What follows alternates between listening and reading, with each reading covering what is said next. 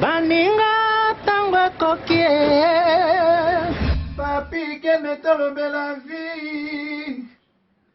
Papi gene tolobe la vie. Yo suis sauté pas. Nazalaka moninga na yote. Ngai se beniko popo lipo kuluti ya baleki. Nazalaka moninga na yote. Pena kotikala kozala moninga na yote. Papi gene tolobe la vie. Mister Siatoul. Nazalaka moninga na yote. Papi gene tolobe la vie. Est-ce que naza moninga na yo? Toza baninga na bango. Tozalaka baninga te. Zaza totikala kozala baninga. Papi gene tolobe la vie.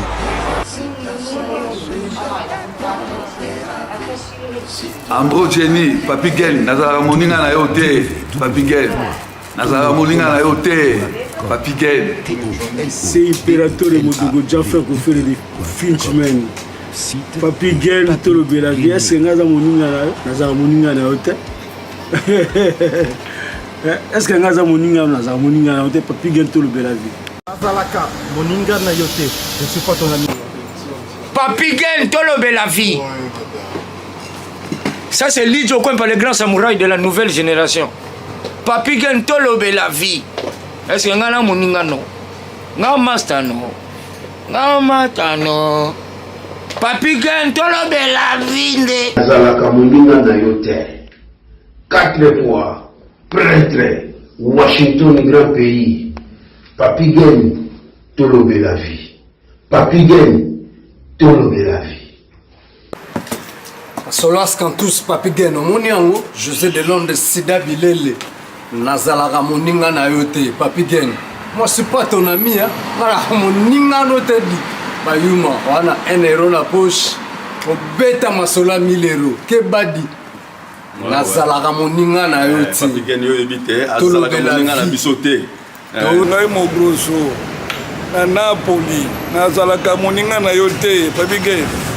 Nazalaka moninga na bango te. WS Production, Willy Sionga. WS Production, Willy Sionga.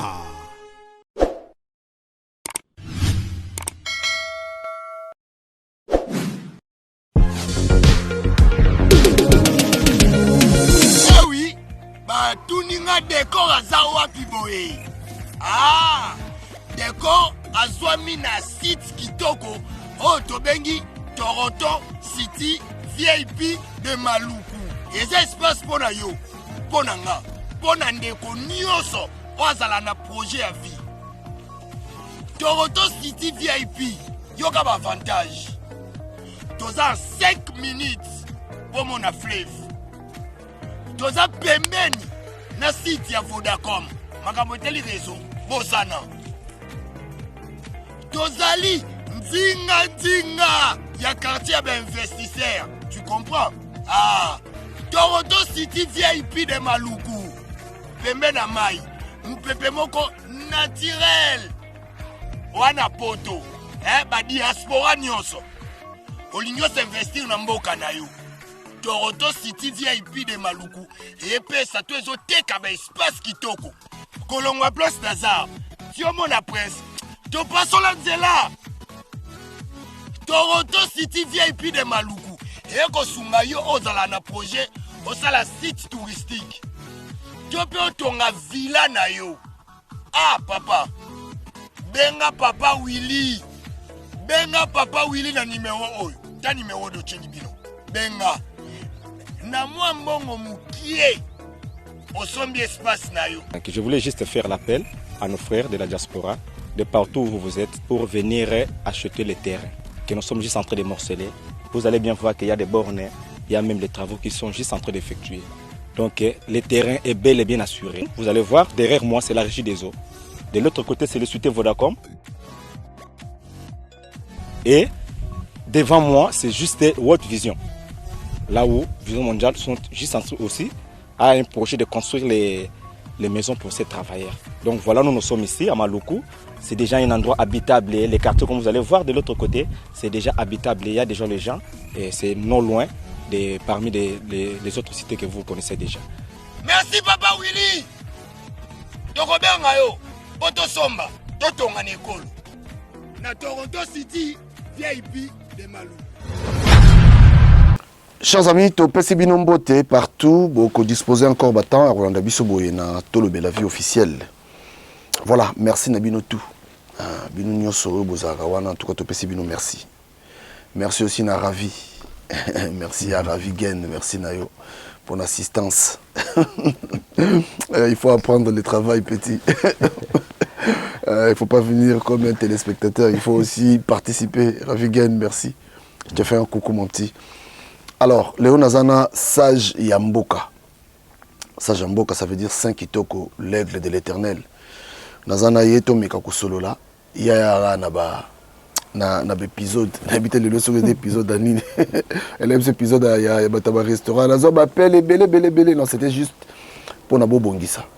Parce que Bongisa m'a bêté. Sage Yamboka, bonjour. Bonjour again, bonjour tout le monde. Bande Konyo sur Zolanda Biso, Natolo Belavi, bonjour Nabino. Et Nazasune Sengo, il y a Kozala devant, bas écran, bas smartphone, bas ordinateur, banda Kunabino. Donc tout côté on sans permission, mais naïbi qui a bopé ça biso moyen au côté. Merci Nabino et puis merci Nayo encore une fois.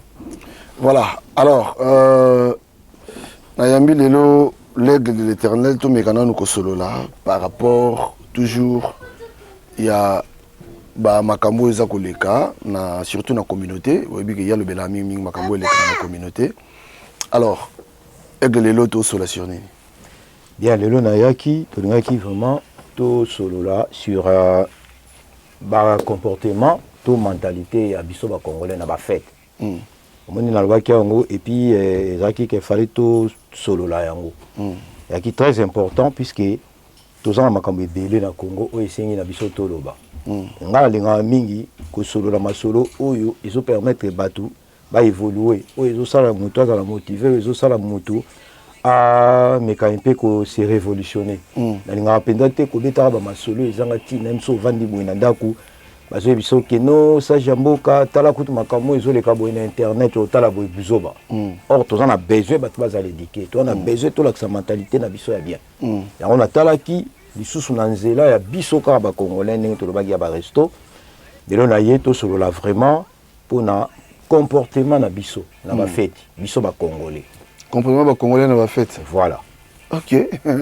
Bon, pas un peu comportement ba congolais na fête na pesi mbote pa ya Eli Moranga secrétaire na biso na pesi mbote belé sans yo ma watro za cerveau moteur yo ko banga mingi te merci na bino tout Washington merci na yo merci parce que tu bandis déjà émission donc bino tout bozakawana merci à vous donc tu continues l'option ma solo je crois que n'a pas sabino na autant ba kombo na bino na suka voilà oui ba congolais ba se comporter ba congolais gain est un peu bizarre comment on a raqué tout site comme mikolo boy mais beaucoup qui na ba fête il y a des fois aux ko se retrouver aux ebaté toi na fête il y a ba bicolonie pour ne pas citer ba bicolo mususu peut-être mais Nafandaki, après avoir causé la mon examen de conscience ici, tout na kati ya poto.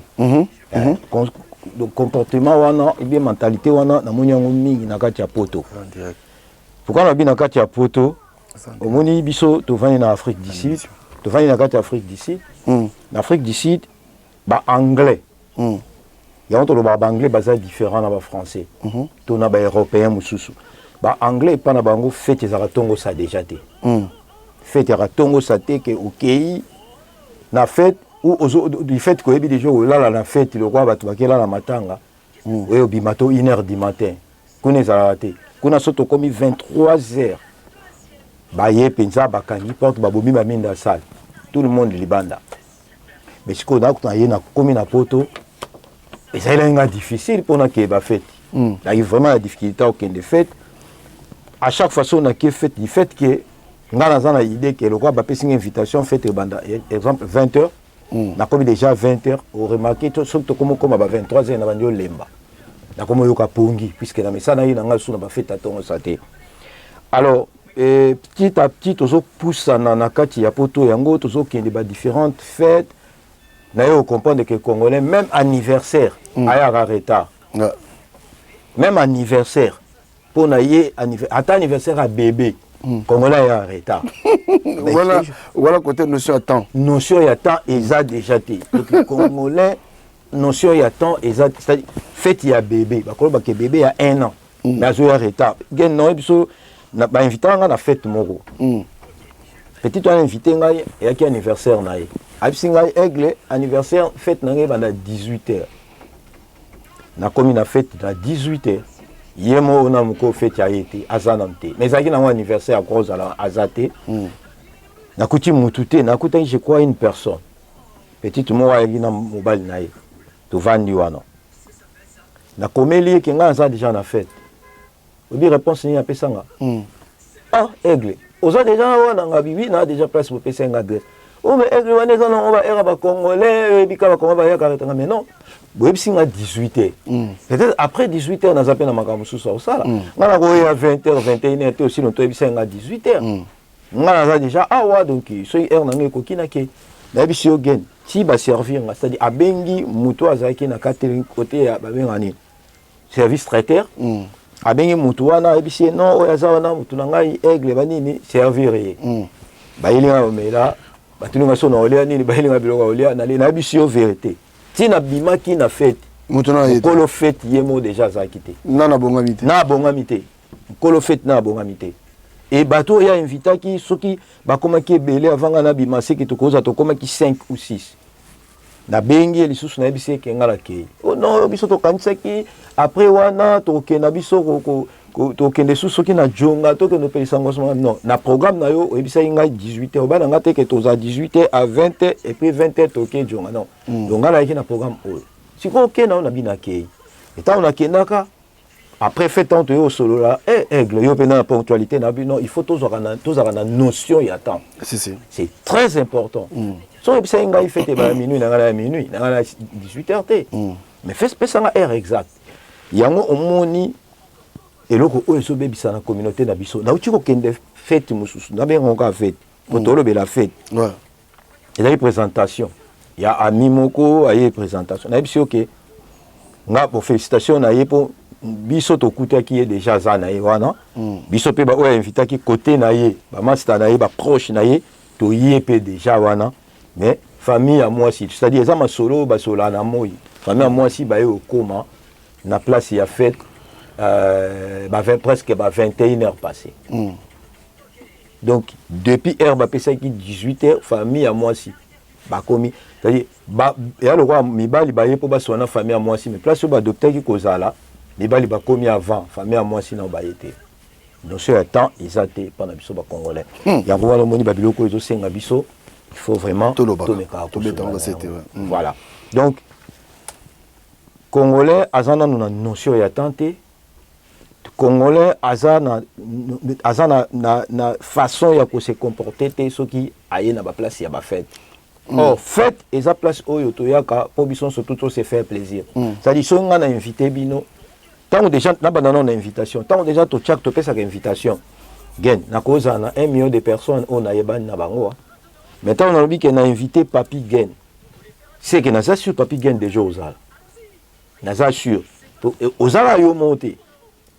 Naza batu musu baza derrière o bazaka après atalinga ya na été mais akokipe ko condamner que osala ki fête na yo ebengi singate. Mais peut-être so bengi saka pa linga ya nete.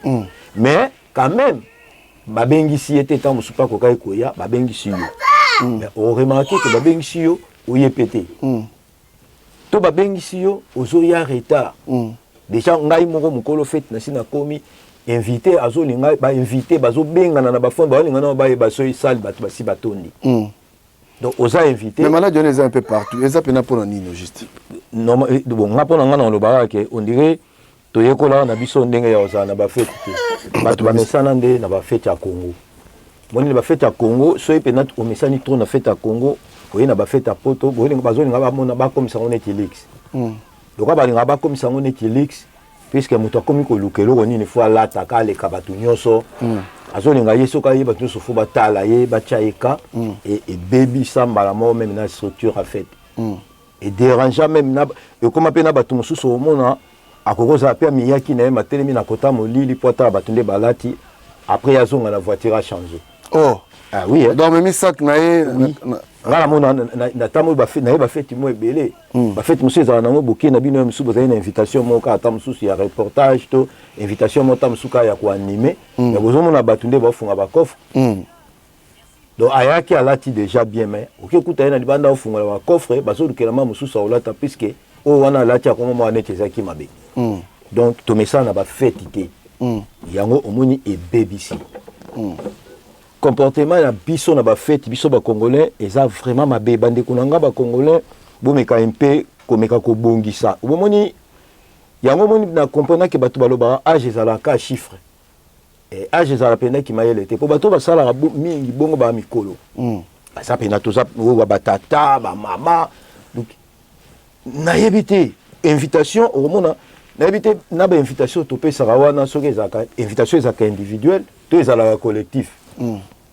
Ba invité on a fait yo ba invité yo memi sou bato na mona ndeko mo bazo benga na masana c'est non lelo naza un peu occupé puisque naza na invitation fête moko mais to ke ndeko na ke ba na taboki ba invité te ba biloko wana gen eza trop na kati ya communauté na biso ya on a ba ke na koya na solo na bandeko na ngai na famille congolais que to meka un peu kobongisa po na fête respect à temps et ça toza na ngote to yaka na fête ata ba bengisi yote ba bengi yote o yamba na fête fête yango ozo kende peut-être o yebi pe mutu te o yebi suspectant to bengisa pe batu ngana ko za na bengisi yo mais na bengisi peut-être exemple na bengisi yo mais na bengisi mola te siko tango yo memi mola nga siko na yo ka soni puis na tala vi na bengisa yi gen avec ça mola te mais ayena mola siko mola mo ya pe msusa mais kitoko yo ndeni osali kamo ebisinga te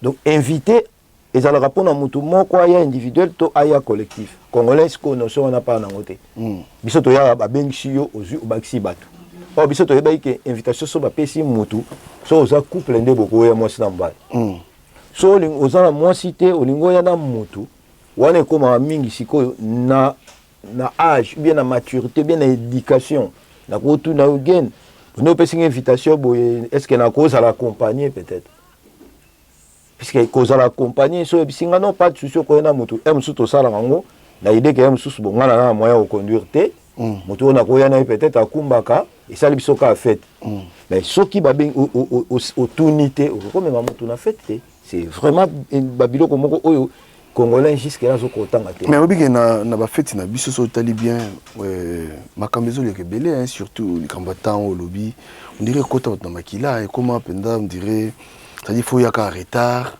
moi pe mutu so ayebo ya retard mais yo pesa que invitation en fait monsieur zappé mon abotam sou fête mo salle mo tam sou il y a 200 personnes de toloba mais bah pesa invitation on a calculé à 200 personnes mais mutu tam sou batum sou non fête na sima baxi tam sou 30 personnes sou invitation mais yo ba pesa invitation avant on ne connaît pas parce que so comme avant on a place au vendre moi mutu ya retard place c'est parce que déjà batou na fête na e ngala kota te non ce comportement où ils ont makasi pour le niveau ya on a uta loba tout à l'heure et ça problème il y a notion et temps batu ba yebi ko respecter tenter ya liboso ya mi balé pe na okenemo muke ko attaquer ba organisateur à ba fête c'est organisateur à fête normalement tant yo lingo ben sa batu ebele na fête il faut s'assurer pe aux ba kiti ebele ngai arriva boké na fête ba commis on a table numéro peut-être 1 mon commis na table numéro 1 au kutiango isa plein si on a bandi ko se poser ba question table numéro 1 est tondue aussi longtemps que ngana on a vendu tendeni si il fallait ba protocole ba ya pour ba vérifier mais tant ba protocole ba pour ba vérifier ba comprendre que ba tout so ba venir na table là ba même na ba invitation té si on a vraiment tout na bango mais si on mutu na invitation té au commissaire ke bozué banda na porte bo accueillir banda na porte ti na table numéro 1 ndeni puis ça a une invitation té il y a liboso et ça dans du désordre il y a organisateur ba fête bango moko ndeni ni yo pesi ba tu invitation obi bon fête nanga na ko inviter 100 personnes après estimer 100 personnes wana bonaka mo boina bakisi ata 10 sous mais 10 wana créer coin il y a 10 places tiela ngo bakiti comment wana imprévu puisque en vrai il faut respecter invité. Invité va respecter Kaye. Invité à Zamouté qui a commis à Télémini sous sa commission comme on loukele kiti bokendo. Fait yes batozo bina banini babande tombo la kiti ba yako panza sele kele pour ba fani sa moto za na invitation. Mais ce Hollandais li batu presque ba fani na ba kiti wana belé baza ba invitation te. Mais ba kota yi wapi. Au moment on a fait mususu so commis na porte bo pesa invitation batali ba luki kombo na yo pa ba memi on a kiti ovandi. So mamoni kombo na hote ba hotel mission na libanda no tonto zela muke puisque awa kombo ete totuna kuna c'est-à-dire ko ba fête les organisé aussi longtemps que kombo na nga ba moni na ntese na za accès à kota te mais au surtout ka quelques heures après fête etondi siko tuna bato wana misu ba koti wana est-ce que ba kombo ba mona facilement ba liste ezate donc organisation ba fête na biso ba congolais déjà foutu na ninga poto eza déjà foutu et après wana siko et okoma biso siko ba invité yo invité. Et là, ça le problème que au commis kit na yo déjà ba tie mutu dans un premier temps ça va honorer puisque yo pour honorer fête au moni puis c'est so yo honorer mutu invité na fête yo li ba honorer on ndeni ba benga ki on a 10 heures yo 14 heures mais si on les ba honorer apo ki po bandi ba fête on a des ordres na commis kit on vendre ate ba benga ki yo heure nini mona ko dumoka zo silikali ba nga na za famille dans sa famille na yesko place on vendre et puis on c'est que la Marie a benga ki Marie za liboso Marie utayebi ko ouais tout na siko heure nini na ye na fête tout na heure nini na ki na fête au moins na fête ba tiaki banda 20h ya yo bimaye musu 0 heure 1 minute et puis surtout so fête so ba tie fête samedi ba tie fête samedi na 20h yo 0 heure 1 minute c'est ko ye dimanche et donc ba to belé ba ye bien monter fête ça samedi invitation ba koma ki 20h yo na minuit 1 minute c'est ko yo dimanche si ko ngai mutu na invité ko na fête na ngai à 20h yo ko ya lobby nango après ça besoin ba honorer on a pour ça ba peso lipa on a pour ça ba peso masanga yo bandi pe des ordres yo bandi ko critiquer mais banda ko critiquer vie na yo moko na manque d'éducation na yo moko na ba désordre na yo moko ben oui zala sur ni le bana yo moko na za mal éduqué le bana za mal éduqué le bana za désordonné pourquoi puisque ba ko pesa nga invitation te na 20h pour na ko bima na minuit et ça manque d'éducation mutu ye mo fo banda ko mi lobela ke na za mal éduqué puisque comment est-ce que nga ba pesa invitation na 20h na yo bima minuit 1 minute donc na dimanche mais na zo déclaré et en sens te yango mo na papi gen il faut to lobela ba biloko ba to fo ba zonga ka muke na bi tant to passer ki ba émission ya lobela ba restaurant na mona ndeko moko aza ivoirien ba camarade mo ba ivoirien moko aza na restaurant na ye na Paris absenge za entre ba côté entre so ba crété ité fait à la sarcelle atindelanga même photo ayebisinga bi mon frère ya tout nanga misusu abi côté nga na mona boloba nini na expliquer atindelanga photo mo ayebisinga lobi dans la émission na bino ngai na restaurant na ngai tout est comme 10 €. Donc so pesi 10 € au lieu où ça nyonso donc message qui capté donc message qui capté donc babilo kwa boende photo meka koloba comportement na biso na ba fête eza des ordres bandeko so ba peso invitation na 20h au moni anglais anglais lo ba ceux qui na ebisio fête na ngai ezali de 14h à 20h. C'est que à booker, donc à réserver salle wana de 14h à 20h. Ce qu'ils appellent restaurant, c'est que le restaurant partit à 14h, babandio servi déjà invité, si 20h. Si vous avez 16h, déjà à perdre 2 heures du temps. Donc à foutre 2 heures du temps à offrir. Balé bango bilo quoi 2 heures du temps, bazu bango temps à 2 heures du temps, ma camionne c'est-à-dire à perdre. Ya on n'est pas anglais. Soyo kanisi ke bino fo botonda po Maria Kota beaucoup ta Maria vandi yenda ya baba pa nai. Time is money. Yes. Anglais azande ngona. Siko e pa na biso siko ba congolais. Différence siko eza ke nga na pesio invitation. Déjà na moi mobimba wana ba misusu bazaka ya invitation e kokande ya ke katasuki. Era invitation kokande ya za salon chamba manzaka stressé ça nous pardon donc c'est-à-dire fête ya congolais ba nyoso baza stressé ba misu ba ya quand même so en couple mais nzela ba soani ba yokante pour o za en retard na ye o pas en retard na ye donc ils ont vraiment catastrophe quoi il faut vraiment apprendre notion et attendre et puis il faut apprendre et respecter moto a bénéficier na fête c'est très important voilà alors comportement aussi ko le kana kata fête tokende siko na wana déjà ce na lobi na banana comportement il est kanaka ta fête na ozwa neti début ya fête début à fête normalement esengaka moto surtout à respecter air po bino surtout bo sepela banda bokota kiti bobima siko biso na kati wana déjà début air et début à fête ezala te mais siko tant toyaka to koma siko ba comportement na biso ya ndeni ba kochela yo kiti ba tie yo na table numéro 1 okomi na kati ba honorer yo na table numéro 1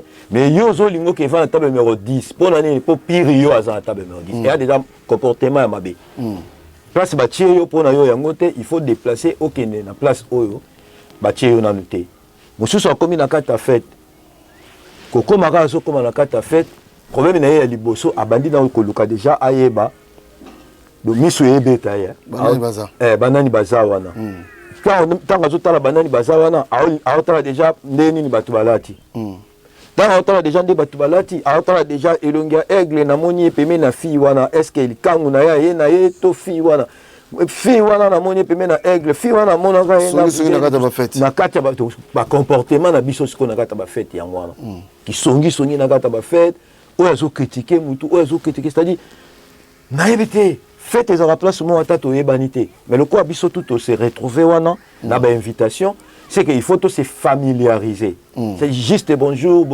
puisque vous repartager vers wana vous repartager lipa wana bino tout bolia biloko wana tout le monde ba fête monsieur c'est d'accord ba poisonna qui so biloko ba tunyo surtout ba kufi to rolia wana to melana il faut tous la gentil envers tout le monde mais na ba fête ba congolais to la gentillité monsieur ba inviter pour na rando na bengi si aigle yango pe na bengi si pe o wana po ya batutana oyebi déjà que mususu ngai na gen to yoka na raté peut-être tous en premier moto et pas ça entre biso mais o bengi si aigle bengi sa pe papi ça dit batu mususu ba yebi sa o batu yo bengi sa bengi sa pe papi gen po ba kokutana siko ne baye otala nini ni climat ezala entre o wana na o wana oyebi to sala fête ya mwana na nga na Lyon ozala la même très bien la fête à mwana avant tout ça la fête babengi ngai pona toluka to parler sur comportement donc naloba eloko moko na mutu oyo azalaki neti organisateur en fait puisque topesa la charge na ndeko moko wana boyo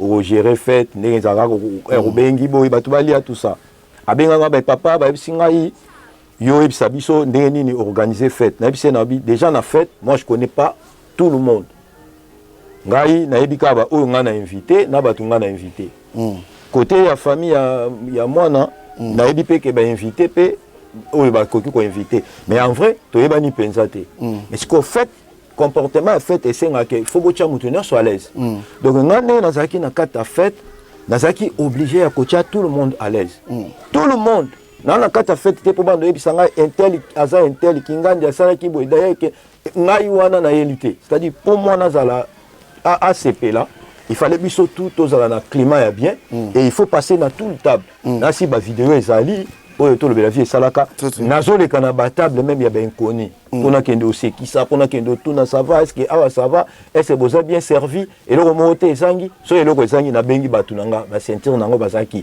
et maître Kelly yaka bocha eloko awa c'est ça fait nake na fait pona manoluka nani ayaki awa salaka nini na nani ekenda non tant to bengi si bato poto sepela ensemble mais on remarque ba comportement na biso na ba fête eza yango te to se comportaka bizarre ba bengi si yo memi susu bato invité à invité siko yo ba bengi si yo ba pesi yo confiance po ba yebi yo invité muto yo invité so aza na problème to aza mandaté po ya obebisa bato fête est-ce que yebi yango et puis bato ba mema na ba fête wana ba onde ba rabata ba problème puis c'est tant on a invité on a dit mutu yo memate mais mutu yo memo na ko muta ba problème na sina invité camarade mo na fête na nga aena mutu mais mutu wana zo créer ba désordre na kata fête ça dit ba tout ba cheka yo so mona muta na fête a comité na niveau azo bouteille ya whisky a otondisa na mulangi ya mai o ya mike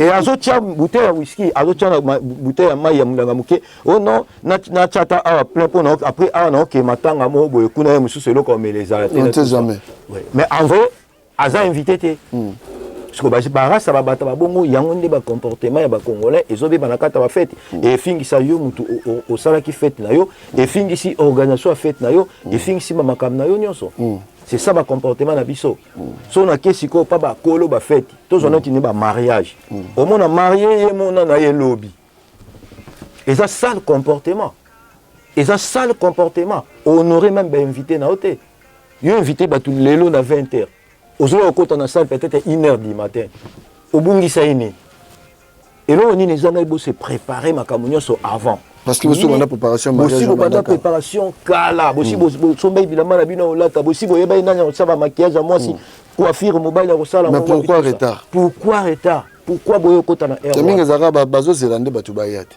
non mais papa au monde na fête mukolo na éviter biso ba misusu so nzama osa biso sungolu to sa ba fête et c'est pelisa mokili pour nga fête déjà nga nazaka présent nga ninga ba fête ité au monde to sa ba fête ngo ba ke bobali mais bato bazo kamwa ke air na nga na okota so ezaki 18h ata boa deux personnes nga na koti nga il faut honorer bato na bengisi il faut honorer bino et comme on a ba fête ba comme mais ba marié ngo ba za o ba marié ngo ba tisi ko o ba marié mais boza ba marié bino bato bengisi biso bozala wana est-ce que to kosala pe fête ité ke ngai naza marié na mieli na komi ko yamba ba invité et ça l'a très spécial et ça l'a bien tout comme maintenant pour yamba marié est-il vrai qu'azara honoré et ça jour on a été honoré mais qu'honorer mutu cela ne veut pas dire que bah tu faut batonda après yo ya kokota oza mobutu te bah tu peux pas occuper ko kuta pe bino déjà boza bino akati petit frère nanga uta ko ça la fête na Paris ah peut-être na éviter puisque bon ba no ba koli ah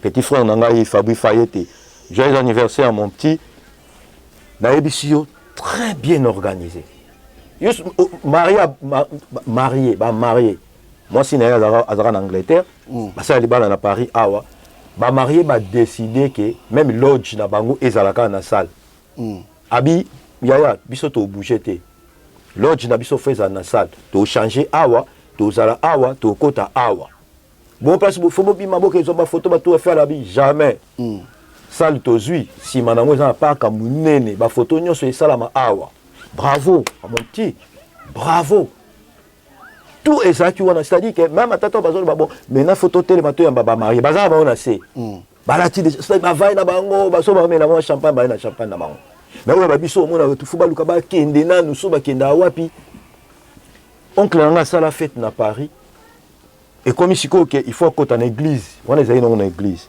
moi si à côté ba tie banzemo moi si à côté tout ra mobali ba traîner mobali na libanda comme baba ta ba prendre ba traîner libanda sikoyo comme umela bazoyembanga ngana zali na kati ya sala nabino nabima na libanda nakomi ya libanda boy ba frère Abraham ba ebisa oncle nenga lati akokola tabongo te c'est-à-dire tellement ya mutabilamba non yo frère ande nini okubeta ba pièce boy tout ça il faut zonga ndaku acha cravate il faut longola basket puisque ya sala alataka ensemble la costume na basket il faut longola basket na ya lubutin ake alata chaussure si ko poison anda ko wana ko sa taba 30 à 35 minutes na voiture ngala bimi libanda discussion zaki yango na psi bango marié so asa komi à Boujate boyebi histoire tant azozo nga ba pressé puisque awa déjà cérémonie ba ne so ba sala accident na nzela bangi ba kene non bangi ba zonga non parce que pasteur na bon so ba mani ba tuni wana na ba bi neve na psi bango ou bosa na bino libala te ou botika ya kota puisque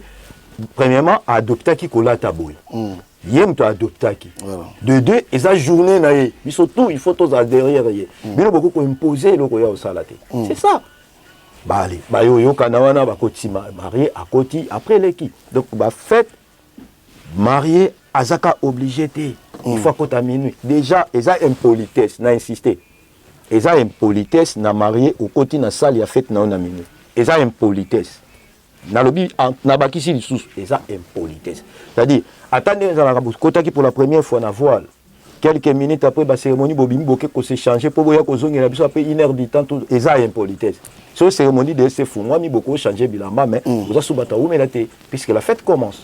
OK alors comportement si autre dans monde na toilette mais quand on fait la biso wana liso eza plus pire yango mona ya misuto koma to ena bana mais beaucoup mo ke na bana na libanda ba kende osuba libanda babebisa ba mira ba to babebisa voilà sikoyo tozobebisa même so comprendre tozobebisa même environnement wana pourquoi puisque mikolo joie débit à fête bazui image ya débit à fête au filmer ça ndenge ba obongisa to na ba toilette bo filmer bo mona ngo trop propre ba tie ba papier hygiénique ba tie ba biloko trop propre mais kende ka kokoma fête esili kutu nanu te tant fête ekomi ko kende kende kokota na kati ya ba toilette wana papa na ngai okomo bangela na chaussure na yo nyata ndenge nini ba masuba wana kota na wana ndako na yo mikolo baza na ba mama mikolo na éviter soki bazaka azokota déjà azosuba ou bien na éviter masuba partout donc ça dit c'est comme si bato bacontrôlera même emeleleli babenga bongo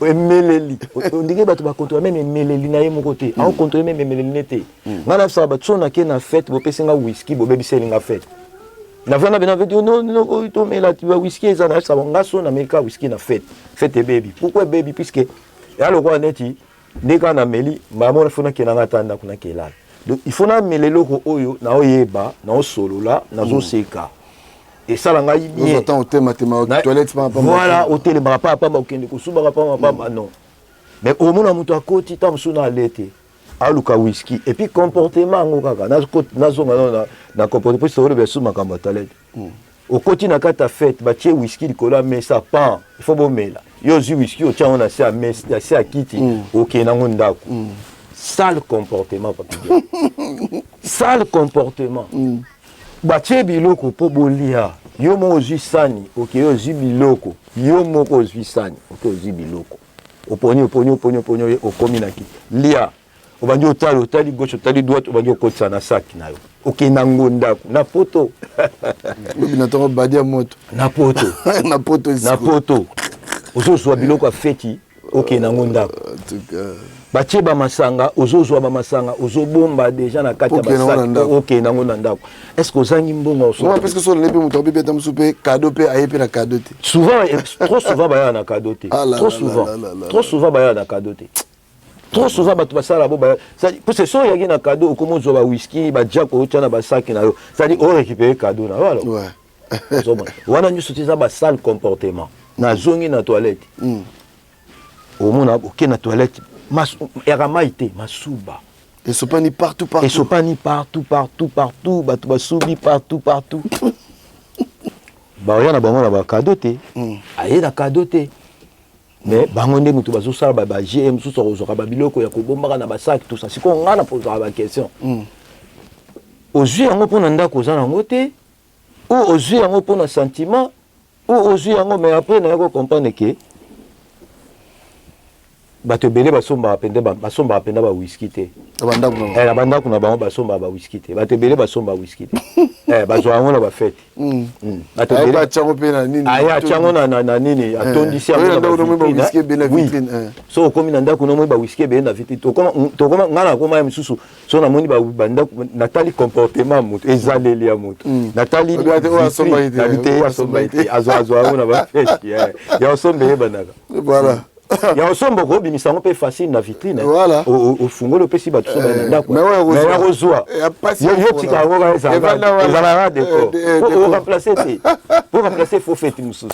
Voilà donc je crois que makambo tozoba ba comportement oyo eza très important eza ba passage moko il faut profiter ata ozomona ba émission ya boye ndenge aigle alobi awa aucun na fête moko ozomona toilette esi bebaki déjà. So imaginez chaussures na yo okota na ona ndaku na oza pe na bana et bana mike baza touche tout asimbia et puis bana mike ba trop sensible c'est comme masuba mikolo sangani bele koi wana na chaussures na yo ozoka chaussures dans la timawa en tout cas to meka ko changer mon comportement oyo so okende okuta ki fete ba tout so ko subi ndeto za ya mo na papier pangusi pe obimi centre po o sunga pe baningo boya sima na yo mais yo yebna donc au contrôler quit na hote na sala batu entre temps lobi na tongo batu pe boya ko sa nettoyage marié fois ça sous nettoyage sous au PC sous musala lisusu mais yo OK ronfler ah ouais ça que toi aussi ça na biso poto aussi celui-ci batu poto aussi ça na lo bal susu après tango bakitokendaka kokota kokende kosuba wana o remarquer tam susu tellement moto omela mingi et ça là que suba rapport mapamba mais M super sukola ta maboko te asisi kolia te asubi azongi aoso pe babiloko atiena basaki ya bombi po akena na bandako na ye ka nenga bande ko suba suko ba maboko te azu biloko na bombi biloko wana vraiment bandeko na biso bameka kobongisa yango après eloko mosusu nakobakisa eza nombre ya bainvité biso bandeko ntango tozoorganize fete totalaka mpe nombre nini ya bainvité toexagéraka bato batonda ebele na salle ça sert à rien kobengisa bato on dirait osalaki fete mpo bato baya kozongisela mbongo na bacado tout ça non ça sert à rien za na nombre moko limité bato bacomprendre yo okosisa nzala ya bato nyonso to te osala mpe constant ke fete osali na suka nango biloko ebele etikali nango masano ebele etikali nango puisque bato bayaki yango mpe omona misusu bameli na bango pas trop bameli bale na bango pas trop pourquoi badepense ebele wana inutile odepense ta mosu odefi bambongo mpo na nsima nango bandozongisa feti na ngai fo eleka baconcurrence wana nde fete ya 5 kitoko ngafu na betu nga fete nange eza danger donc baconcurrence mpe koma mpe ntina kati ya fete baconcurrence ekoma ntina fete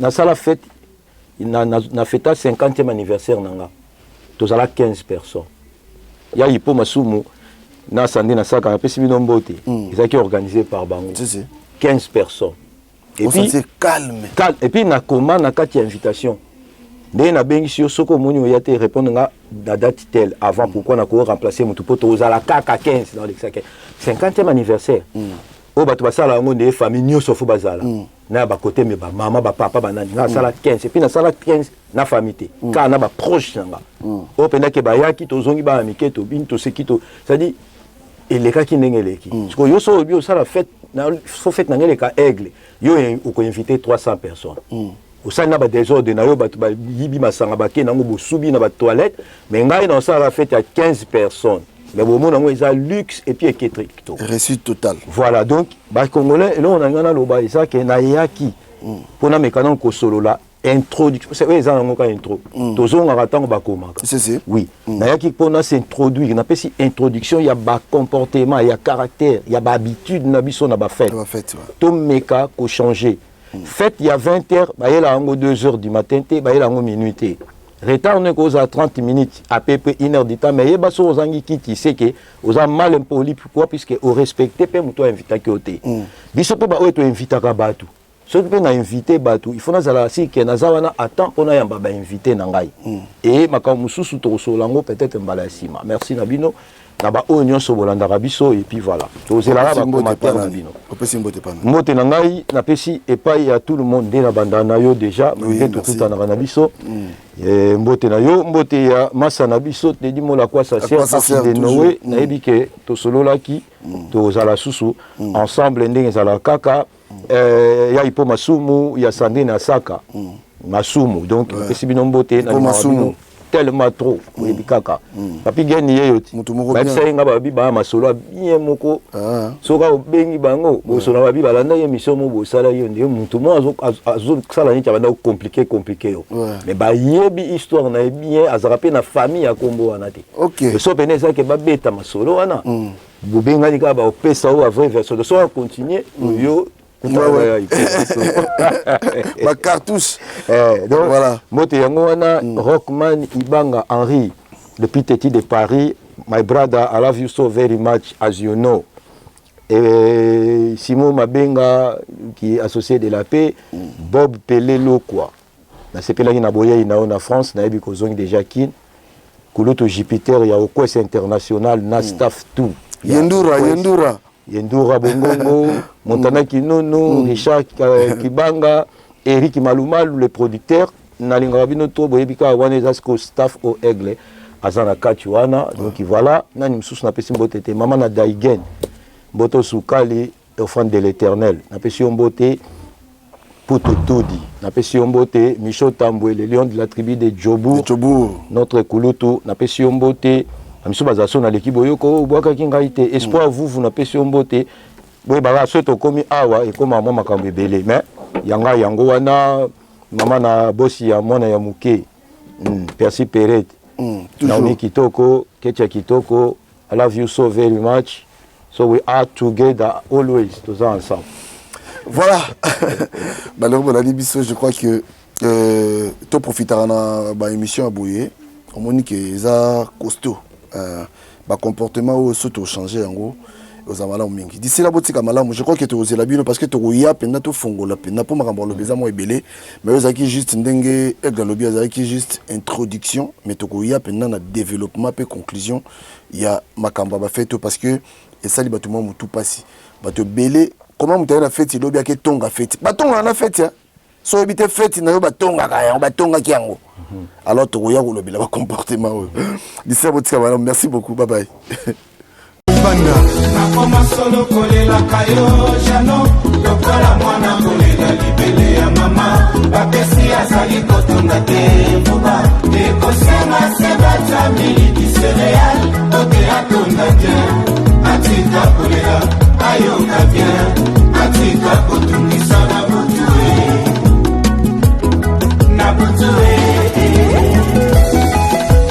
DJ Dadiforme Bigantsumbu le prophète, JM Service,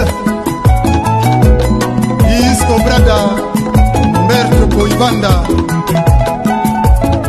Awa, ato ebi kolamba, bamegaka kaka mungwa. Cyril Lempa Asolwa, Zefire Moulempo le kamikaze japonais. Nani atombola mosapili kolongai na mona ye, aswa kuna bolingo te. Ndima ye la benga ye mo Kristo ye mo buya yawe amen alléluia kembona nzambe Fanel Batio peuple juif a gagné bango Janon Kuba Masolo Evanda Nadia Mwenze Azuya Ebonga Le code a été déverrouillé Vasco de Gama Loboni Rio Anika Mwana Mama Filo Awa Maïse Bonga Mivino Foti Bampeleti Anita Mousswamba, Sandrine Tiama, la panthère noire Perside, Hortense Mbelou, Mamana Clémence, Charles Kabouya, Olivier Kayembengoy, Maloukai, Uji Bimpani.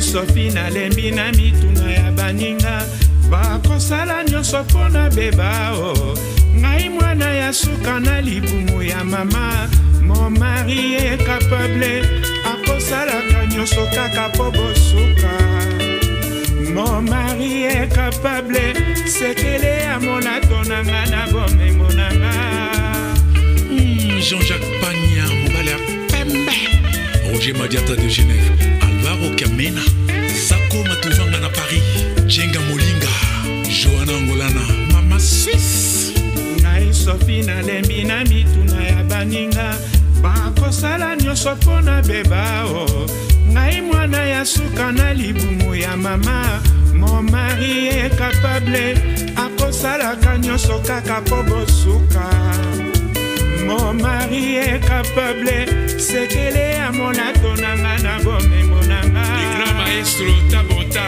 grand frère ya Zigigi moninga ya Zinago pe ya Sonam eloko nini ebima na Kinshasa nazwaki te kotuna na yoka mon mari est capable nalingaka ye nyonso nazwaka atongi ndako na sanza motoba baninga bakamwe ndenge nazwaka nzela ya poto ekoma Kinshasa na makete mbula nyonso nga nakendaka mobali nanga akoka mon mari est capable nyonso nazwaka Junior qui sent la force tranquille Antocha Korobela Samy Cointreau na Belgique Didier Sanda Anemas grand prêtre mère Anne-Marie Bichiloa loi de l'homme Fanny Kembo Helvétique eloko nini ebima na Kinshasa nazwaki te kotuna na yoka